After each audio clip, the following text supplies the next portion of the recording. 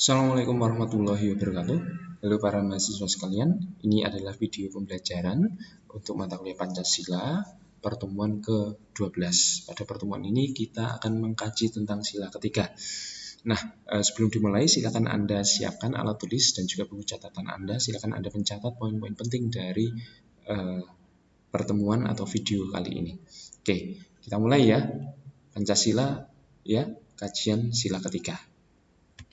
Nah, pada kajian sila ketiga ini kita akan membahas secara tematik dari normalitas sila ketiga, historisitas sila ketiga, aktualitas sila ketiga, sampai rasionalitas sila ketiga. Nah, kita mulai dari normalitas sila ketiga. Nah, normalitas sila ketiga, ya, normalnya, ya, kita melihat persatuan itu dari realitas. Apa realitasnya? Bahwa di Nusantara ini, bahkan jauh sebelum ada istilah Indonesia, ya, bangsa-bangsa yang mendiami Nusantara itu sudah hidup secara beragam, sudah penuh dengan perbedaan, ya, bahasanya berbeda, kerajaannya berbeda, benderanya berbeda, bahasanya berbeda, sudah memiliki ciri khas sendiri-sendiri satu dengan yang lainnya. Itu adalah realitas, itu keniscayaan, itu sunatullah, bahwa Nusantara ini, ya, adalah entitas yang beragam, yang berbeda, yang memang ciptaannya memang berbeda-beda. Ini realitasnya. Namun, ya, sejak muncul keinginan untuk bersatu dalam bingkai negara Indonesia, maka kita melihat bahwa persatuan itu adalah cita-cita atau idealisme atau tujuan. Tujuannya adalah untuk bersatu, idealismenya adalah menyatu. Nah, jadi kita melihat sila ketiga ini adalah sebagai suatu cita-cita untuk terus bersatu, untuk terus bersama, untuk terus saling menguatkan, ya, untuk dapat memberikan dan mengambil manfaat bagi sesama. Walaupun realitasnya yang bersatu itu, yang bersama-sama itu adalah berbeda, adalah beragam, adalah tidak sama satu dengan yang lainnya. It's okay. Mengapa kita bersatu? Supaya kita lebih kuat, supaya kita lebih eksis, kalau anak sekarang kan gitu. Nah, walaupun kita berbeda agama, walaupun kita berbeda suku, walaupun kita berbeda pulau, ya, walaupun kita berbeda bahasa, ya, realitas tentang perbedaan itu terus kemudian disatukan oleh satu cita-cita persatuan, yaitu sila ketiga, persatuan Indonesia. Nah, ini adalah bagaimana kita melihat sila ketiga. Kita melihat bahwa realitas bangsa-bangsa di Nusantara ini memang beragam, berbeda-beda, namun mereka memiliki keinginan yang sama, yaitu untuk bersatu. Sehingga cita-cita tersebut dinamakan persatuan atau sila ketiga, persatuan Indonesia. Nah, dari perspektif ini, dalam cita-cita persatuan ini kita melihat bahwa manusia itu bukan homo homini lupus atau serigala yang memakan sesamanya. Manusia itu adalah teman bagi sesamanya, rekan bagi sesamanya, atau disebut homo homini socius, atau makhluk manusia itu makhluk sosial. Dalam perspektif persatuan, kita wajib melihat, mempersepsikan, dan memaknai bahwa adanya orang lain, walaupun dia berbeda-beda, walaupun dia tidak sama dengan kita, mereka adalah teman kita, dan kita saling membutuhkan, dan kita saling saling menguatkan satu sama lain dalam ikatan persatuan. Nah, kemudian secara normal juga kita melihat kok ya, nilai dan ajaran persatuan itu dapat kita temui dalam agama-agama yang diakui di Indonesia. Agama Islam tidak hanya dalam ayat suci, dalam sunnah Nabi, ya dalam sirah Nabi, dalam sejarah Nabi pun Nabi juga selalu mencontohkan, mengajak untuk bersatu. Bagaimana Hajar Aswad itu diletakkan, itu bukan Nabi yang meletakkan, tapi dari tokoh-tokoh masyarakat pada waktu itu, ya, secara bersama, secara gotong royong, ya, meletakkan Hajar Aswad. Itu artinya ada persatuan di situ. Begitu juga dengan agama-agama yang lain, pasti ada. Hanya saja saya tidak menguasainya satu persatu. Tapi pasti ada nilai kebajikan, nilai persatuan di dalamnya. Nah, itu tadi normalitas. Nah, kemudian historisitas sila ketiga kita mulai dari zaman pra-kemerdekaan. Nah, dari sejak zaman dulu, ya sejak zaman kerajaan-kerajaan, ya berbagai kerajaan di Nusantara ini sudah kooperatif terhadap lian. Lian itu siapa? Lian itu orang lain, lian itu kelompok lain, lian itu pendatang. Entah itu dari pulau lain, entah itu dari benua lain, entah itu pedagang, saudagar, entah itu adalah penyebar agama, ya. Mereka datang, diterima dan menjadi bagian dari masyarakat Nusantara. Sehingga sampai sekarang kita temui banyak keturunan-keturunan China, keturunan Arab, ya, itu yang menetap di Indonesia. Dan ini sudah terjadi sejak zaman kerajaan-kerajaan.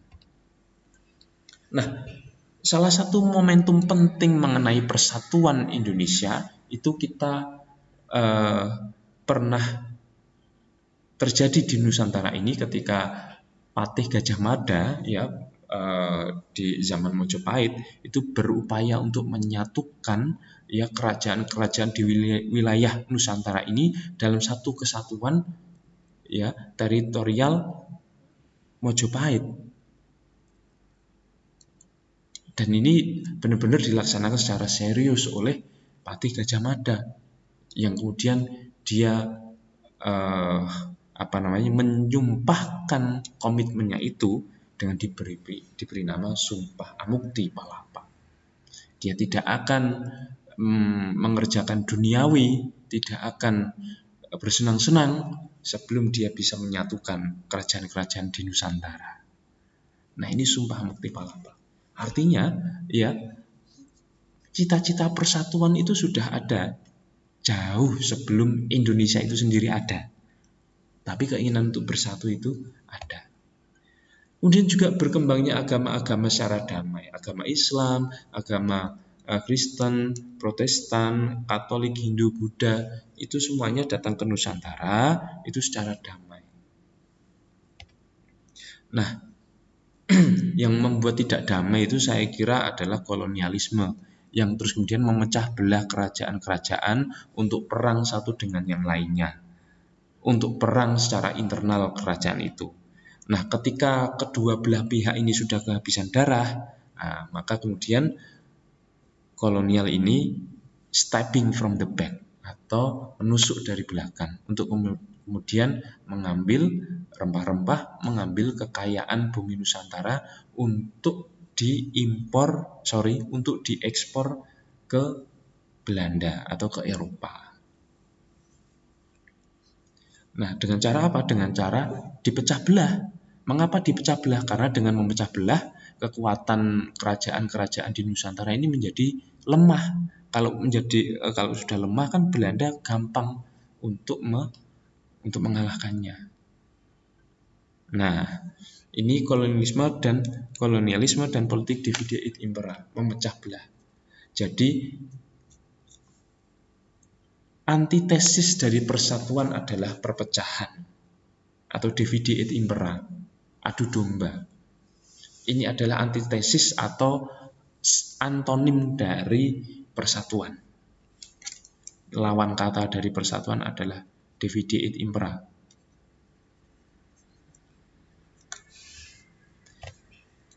Kemudian zaman kemerdekaan ini juga berlanjut ketika sudah sudah mulai 300 tahun, sudah masuk ke abad 20, mulai muncul kesadaran dan pergerakan nasional. Itu seperti munculnya Bung Tomo tahun 08, kemudian semakin jelas ketika para Jong Java, Jong Celebes, Jong-Jong di seluruh Nusantara ini kemudian berkumpul dan bersatu untuk menyuarakan keinginan untuk bersatu dalam Sumpah Pemuda tahun 1928. Ini sudah lebih teknis, sudah lebih sudah lebih konseptual maksud saya, karena jelas bertanah air satu, berbangsa satu, terus kemudian berbahasa persatuan bahasa Indonesia sudah lebih jelas. Nah, kemudian juga upaya untuk menjaga persatuan ini juga termasuk di dalamnya adalah penghapusan 7 kata dari sila pertama yang termaktub dalam Jakarta Charter. Ketuhanan dengan kewajiban menjalankan syariat Islam bagi pemeluknya diganti menjadi ketuhanan yang Maha Esa. Mengapa diganti ketuhanan yang Maha Esa? Alasan penting lainnya adalah demi persatuan Indonesia. Karena kalau tetap mempertahankan 7 kata, ya Indonesia Timur nggak jadi gabung dengan Indonesia. Mereka protes. Loh, kok ada syariah-syariahnya gimana? Kita kan non Muslim, kata tokoh-tokoh mereka. Terus kemudian persatuan ini saya kira paling konkret. Yang pertama adalah dengan adanya kemerdekaan 17 Agustus 1945.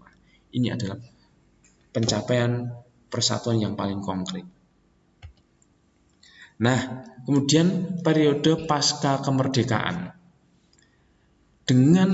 Walaupun Indonesia sudah merdeka, bukan berarti perjuangan persatuan itu selesai. Justru sekarang perjuangan kemerdekaan ya itu adalah upaya untuk mempertahankan persatuan Indonesia. Pola dasarnya semacam itu. Kita lihat dari Orde Lama. Belanda dengan membonceng Nika tahun 1949 kembali datang ke Indonesia. Tahun 1949,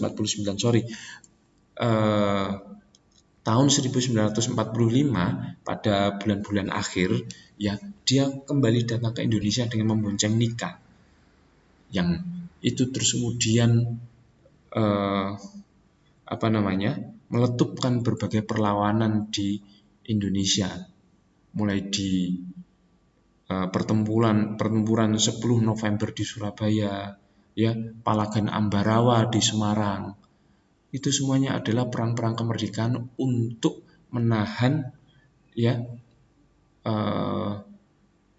Belanda yang ingin kembali menguasai Indonesia, yang ingin memporak-porandakan persatuan yang sudah dideklarasikan 17 Agustus 1945.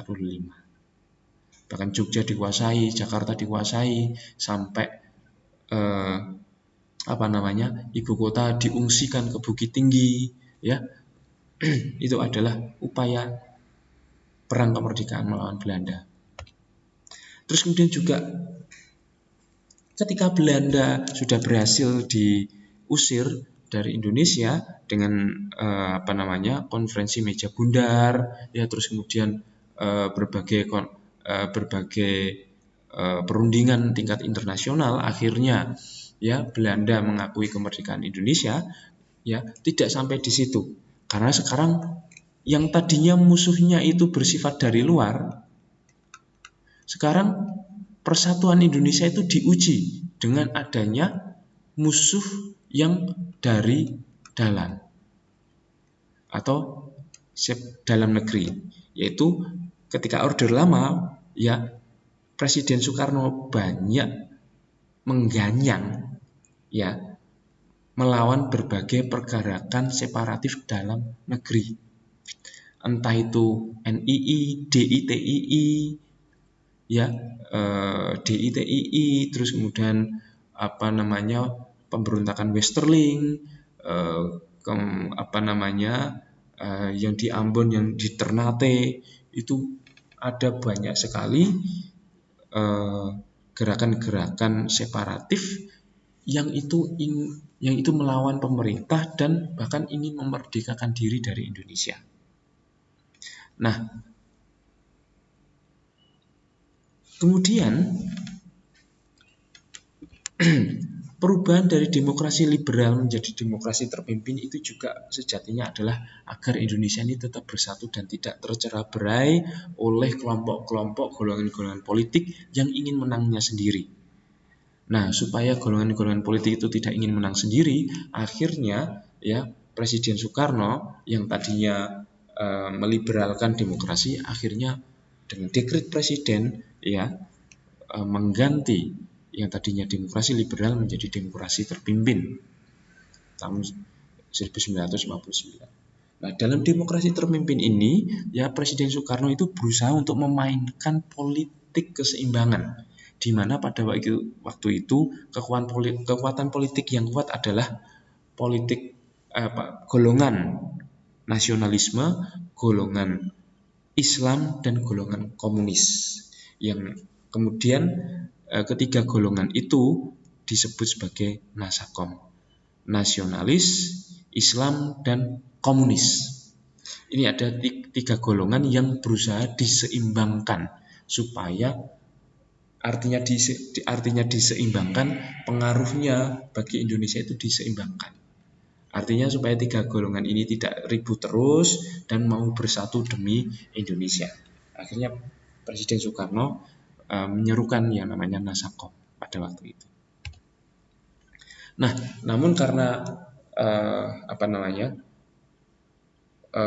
masih ribut-ribut juga mengenai dasar negara, akhirnya juga waktu itu pemerintah Indonesia ya, pada waktu itu Presiden Soekarno juga mengembalikan ya undang-undang yang resmi dipakai di Indonesia adalah Undang-Undang tahun 1945.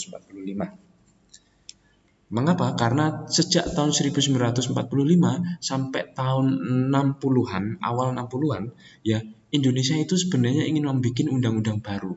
Tetapi undang-undang baru ini tidak pernah jadi karena berbagai kepentingan politik di dalamnya. Nah, akhirnya daripada ribet-ribet karena sudah puluhan tahun ditunggu gak jadi-jadi, akhirnya Presiden Soekarno mengatakan, sudah kita kembali ke Undang-Undang Dasar 1945. Sama, motifnya adalah untuk menjaga persatuan dan kesatuan. Ini Orde Lama. Bagaimana dengan Orde Baru? Nah, cara Orde Baru untuk menjaga persatuan dan kesatuan utamanya adalah dengan adanya politik stabilitas nasional. Baik stabilitas di bidang politik, stabilitas di bidang ekonomi, dan lain-lainnya. Utamanya dua ini, politik dan ekonomi stabil. Ekonomi apa? Berarti rakyat ekonominya terjaga, pangan terjaga, kebutuhannya terjaga. Politik, stabilitas politik artinya apa? Artinya tidak ada kekuatan politik yang sangat kuat yang itu mengganggu supremasi pemerintah. Akhirnya kekuatan-kekuatan politik itu harus distabilkan. Nah, bagaimana caranya? Misalnya, pembatasan parpol menjadi 3 parpol saja, yaitu P3 atau PPP, P3, Golkar, dan PDI. PPP ini sebenarnya mewakili Islam, Golkar ini mewakili yang nasionalis, dan PDI ini mewakili yang sosialis. Nah, kekuatan politik Islam, nasionalis, dan sosialis ini ya kemudian dikerucutkan menjadi 3 partai saja. Jadi selama Orde Baru itu hanya ada 3 partai. Terus kemudian juga ya selama Orde Baru ya Pancasila itu sangat disosialisasikan, sangat gencar disosialisasikan melalui program pedoman penghayatan dan pengamalan Pancasila atau P4. Ini agar masyarakat itu paham nilai-nilai Pancasila dan tafsiran-tafsirannya dan bagaimana mengamalkan Pancasila itu sendiri. Semuanya adalah demi stabilitas demi stabilitas politik nasional. Nah, kalau semuanya itu stabil, ya, kalau semuanya itu stabil, maka Indonesia akan mudah untuk bersatu karena stabil. Selain itu, selama Orde Baru itu juga ada garis-garis besar haluan negara. Apa itu? Garis-garis arah pembangunan, kemana Indonesia itu nanti akan melangkah 5 tahun ke depan, 10 tahun ke depan, 15, 20, sampai 25, sampai sekian puluh tahun ke depan. Sekarang GBHN sudah nggak ada. Ya, kan kita bingung Indonesia ini mau melangkah kemana. Kalau zaman Orde Baru itu, selain politik stabil itu politik stabil itu juga diperlukan karena ada garis-garis besar dari pembangunan yang sudah blueprintnya itu sudah dibikin, tinggal dilaksanakan. Nah, pelaksanaannya itu membutuhkan stabilitas nasional. Nah, stabilitas nasional itu juga artinya adalah seluruh Indonesia itu kompak, seluruh Indonesia itu bersatu menuju melaksanakan GBHN. Nah, pada Orde Reformasi ini adalah era kebebasan. Ketika Orde Baru itu sudah distabilkan, dibatas-batasi, ini adalah era kebebasan. Nah, pada saat Orde Reformasi orang lebih senang bebas. Kalau dulu ditekan-tekan, sekarang bebas. Mereka dibebaskan supaya apa? Supaya mereka tetap tidak memerdekakan diri, ya, tidak bikin keributan, tidak menimbulkan konflik, maka dibebaskan saja. Terus kemudian juga Orde Reformasi itu mulai muncul kembali bibit-bibit disintegrasi bangsa, ya, dimana pada saat ini adalah contohnya Timur Timur itu lepas dari Indonesia pada masa Orde Reformasi. Terus kemudian gerakan Aceh Merdeka itu juga memanas setelah masa Orde Reformasi. Terus kemudian juga organisasi Papua Merdeka itu juga memanas kembali sejak Orde Reformasi. Nah, ini lepasnya Timor Leste dari Indonesia. Kemudian kembali kelompok separatis seperti GAM, OPM, dan lain semacamnya. Ini adalah contoh tantangan sila ketiga dari masa ke masa. Tapi alhamdulillah sampai sekarang, ya, GAM sudah berhasil dalam tanda kutip dijinakkan, OPM juga relatif sudah dijinakkan. Walaupun prosesnya sampai sekarang masih berlangsung tentang OPM itu. Kemudian rasionalitas sila ketiga. Nah, kita mengetahui bahwa realitas bangsa Indonesia itu adalah beragam, plural, multikultural. Maka dari itu, keberagaman dan pluralitas itu berpotensi konflik bila tidak diatur atau bila tidak disatukan. Maka dengan demikian, karena kita sudah punya komitmen bernegara, punya komitmen bersama, maka perbedaan-perbedaan ini perlu dimanage demikian rupa, perlu diatur agar tidak terjadi konflik satu dengan yang lain. Nah, bangsa Indonesia lahir dengan melampaui dan menyatukan perbedaan ras, watak, kepercayaan, budaya, dan golongan seluruh manusia Indonesia. Nah, ini jelas ya, sejak Sumpah Pemuda juga sudah jelas. Bertanah air satu, berbangsa satu, berbahasa satu. Artinya yang bertanah air satu itu kan melampaui yang pulaunya berbeda-beda, melampaui daerahnya berbeda-beda, sukunya berbeda-beda. Berbangsa satu, ya, itu melampaui bangsa yang berbeda-beda, suku yang berbeda-beda. Kemudian berbahasa satu, itu kan melampaui yang bahasanya berbeda-beda. Terus kemudian juga semakin jelas, semboyan Bhinneka Tunggal Ika adalah bukti betapa bangsa Indonesia itu dibangun dari konstruksi persatuan yang kuat. Dan tentu Anda juga tahu sejarah semboyan Bhinneka Tunggal Ika, ya, berbeda-beda namun tetap satu juga, itu berasal dari semboyan zaman Majapahit. Yang ini dibikin oleh siapa ya? Empu Tantular kalau tidak salah. Sejak zaman Majapahit sudah ada semboyan berbeda-beda namun tetap satu juga. Yang dulu juga ada Sumpah Amukti Palapa. Artinya ya, perbedaan-perbedaan itu justru menjadi konstruksi persatuan yang kuat, bukan hambatan apalagi sumber konflik yang itu membahayakan persatuan.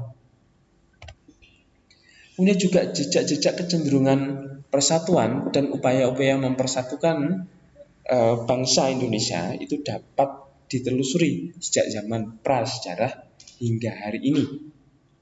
Maka dari itu, sila persatuan Indonesia itu harus kita lihat sebagai proses yang terus berlangsung, proses yang sedang berlangsung dan akan terus berlangsung dari zaman prasejarah.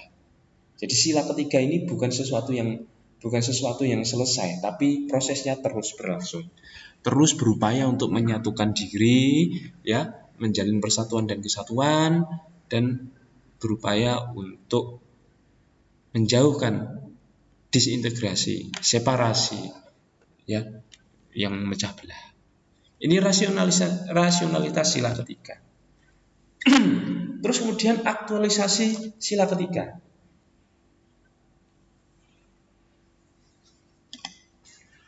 Maaf.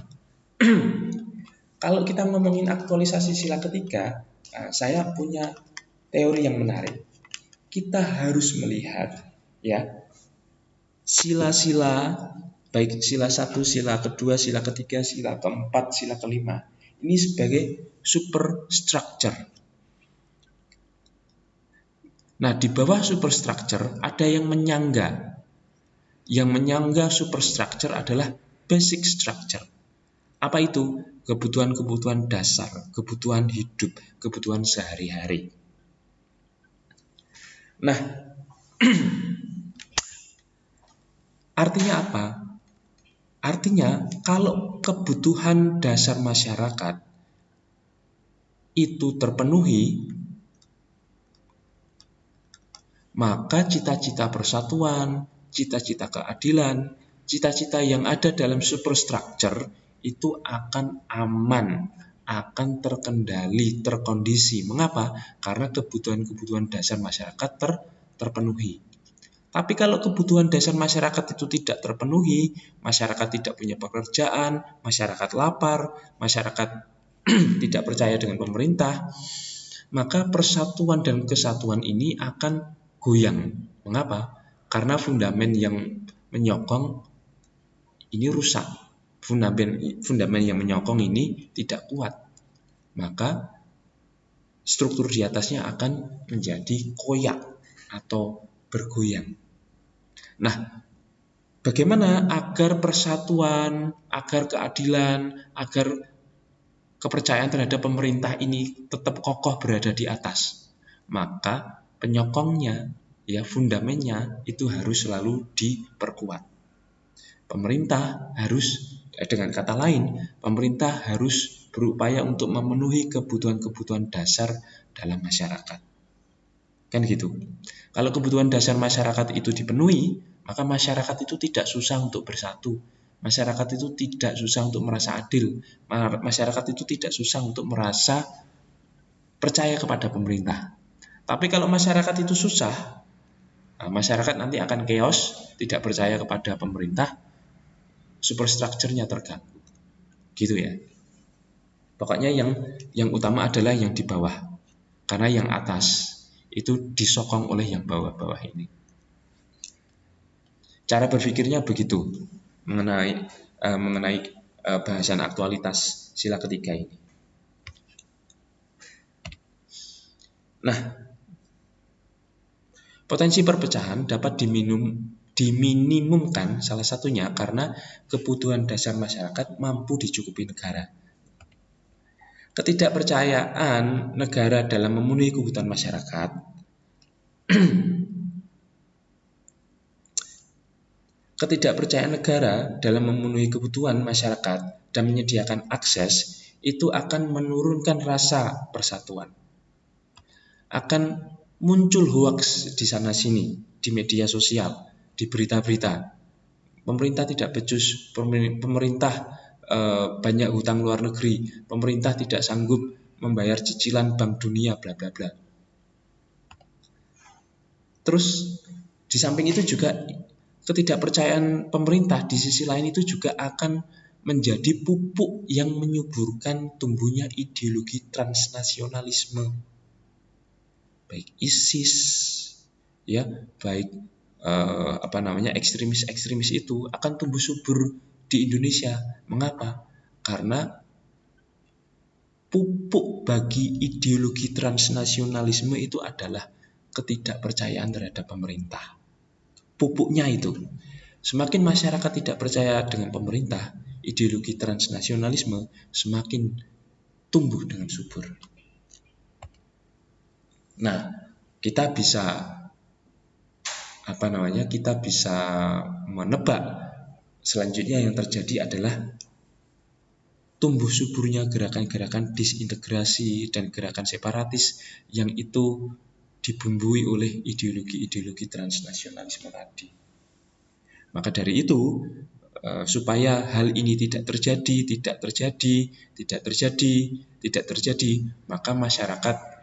maka pemerintah itu harus memenuhi kebutuhan masyarakat dan menyediakan akses. Akses apa? Akses pendidikan, akses bekerja, akses untuk berekspresi, ya, akses untuk melakukan kerja-kerja kebudayaan, macam-macam.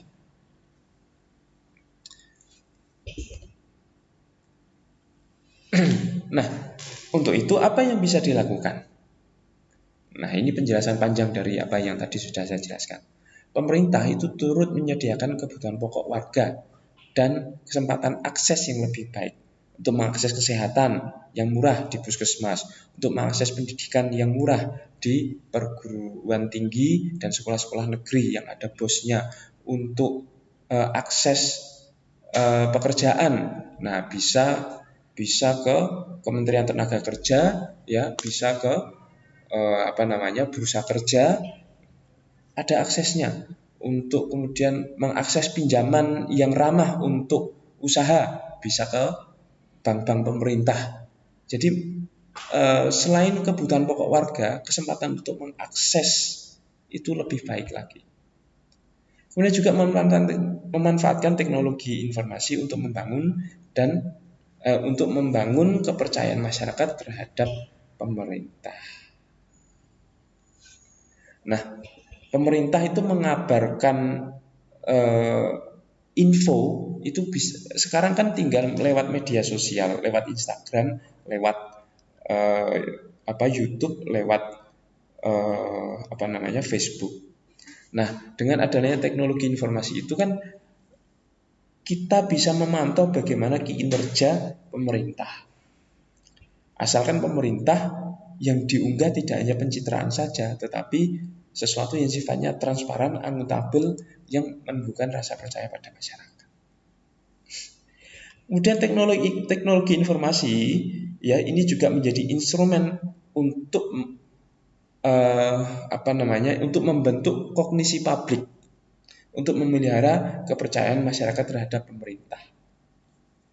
Nah, dengan adanya teknologi informasi, media sosial, website dan semacamnya, masyarakat kan bisa tahu kinerja pemerintah kan dari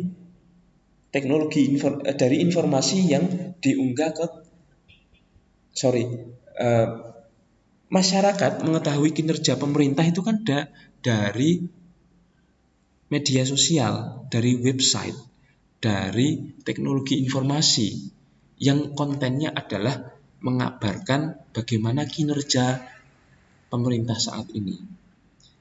Nah, misalnya setiap Presiden Jokowi bekerja, setiap Presiden Jokowi belusuan, setiap Presiden Jokowi melakukan terobosan, itu kan selalu dikabarkan baik itu melalui media sosial maupun media elektronik.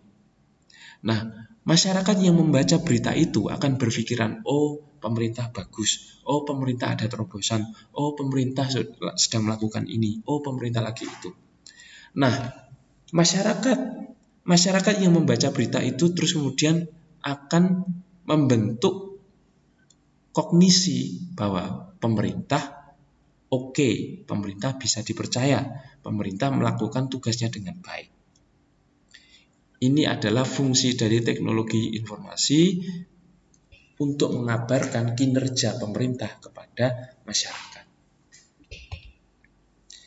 Terus kemudian juga yang bisa dilakukan adalah melakukan literasi hukum bagi warga negara untuk mengetahui batasan hak dan kewajiban warga negara. Kemudian juga konflik disintegrasi itu diselesaikan secara damai, bukan secara militer, bukan secara kekerasan. Kenapa? Karena tujuan akhirnya adalah untuk memelihara persatuan dan kesatuan. Kemudian juga penguatan pendidikan kewarganegaraan dan kebangsaan, baik secara formal maupun informal. Nah, sekarang sudah ada BPIP, Badan Penyuluh Ideologi Pancasila. Nah, ini kalau dulu ya P4 dulu itu, sekarang namanya BPIP. Nah, ini adalah upaya dari pemerintah untuk melakukan penguatan pendidikan kewarganegaraan dan kebangsaan. Nah, itu dulu penjelasan saya mengenai kajian sila ketiga. Silakan Anda tanyakan pada grup WhatsApp poin-poin penting yang belum Anda pahami atau poin penting yang mungkin Anda masih penasaran dan ingin menanyakannya kepada saya. Silakan melalui grup WhatsApp. Nah, untuk video pembelajaran saya akhiri. Sekian dulu. Terima kasih. Wassalamualaikum warahmatullahi wabarakatuh.